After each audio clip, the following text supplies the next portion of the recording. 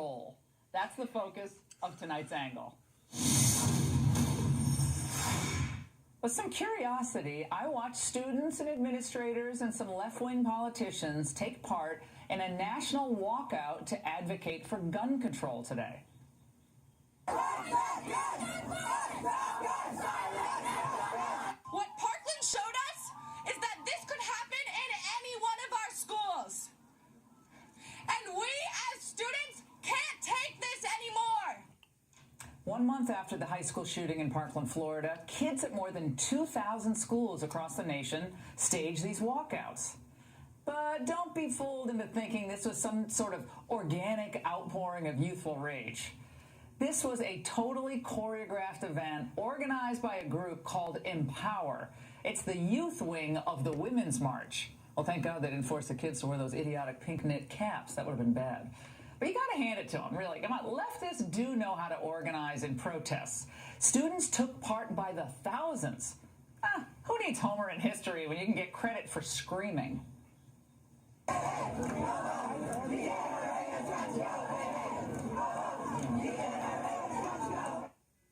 Oh, naturally, they were enabled by a familiar cast of characters. People are sick and tired of gun violence, and the time is now for all of us together to stand up to the NRA.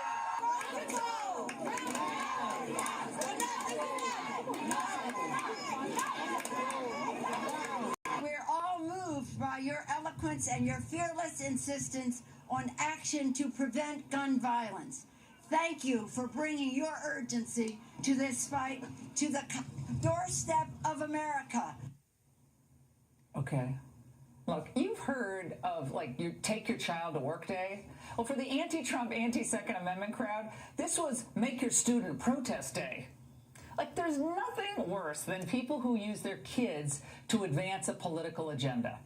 Many school districts, teachers, administrators, and local politicians supported this walkout.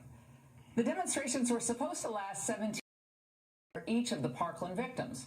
But some of these things went on for hours, and sometimes they took on an even festival kind of party atmosphere. In New York, students marched on the, of course, Trump International Hotel and at the Brooklyn Borough Hall. In D.C., you saw that clip. They gathered at the U.S. Capitol and at the White House. We will accept nothing less than comprehensive gun control. And if it's what it takes, we will shame our national policymakers into protecting us. When the commander-in-chief solution to this country's gun problem is more guns, you know we have a moral problem in this White House. This is in our hands now, and if any elected official gets in our way, we will vote them out and replace them ourselves. That's nonpartisan completely. The mention of Trump, just ignore that. Oh my goodness, so much for honoring the victims. This was nothing but a left-wing anti-Trump diatribe. You peel it all back. And it could have been written by anyone at MoveOn.org. While a significant number of liberal educrats supported the walkout politicking, a few administrators and teachers actually had, I think, a better idea, like the ones who called into my radio show this morning. As a conservative social studies teacher, I had mixed emotions about the walkouts today, but I did make time at the end of the period for those students that walked out to kind of air their opinions, and we had a really good dialogue. I was really surprised to find out that they understand that it's more than just gun control. It's more the mental health, parents needing to be present in their kids' lives and to address the issues of bullying. Our struggling public schools did have their walkouts, but our parochial school teachers worked with the students and put together a program of a walk-in. And they went into the churches and auditoriums and recognized the victims with prayer. I really like that. Think about that. Commemorating the loss, remembering the victims, prayer offered as a class. To me, that makes a lot more sense than yelling into a microphone in front of some government building. We're talking about students here. And for anyone who takes the time to look at our academic standing in the world, students need more academics, more classroom time, not more hysterics. According to the latest Pew survey, American 15-year-olds rank 38th out of 71 countries in math and 24th in science.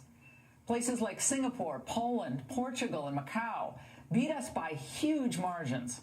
And we're worrying about protests and walkouts? We need sit-ins, as in sit in class and learn. Let's be clear here. Democrats are using these kids to whip up enthusiasm for the midterms, 2020 and beyond, and, of course, for voter registration.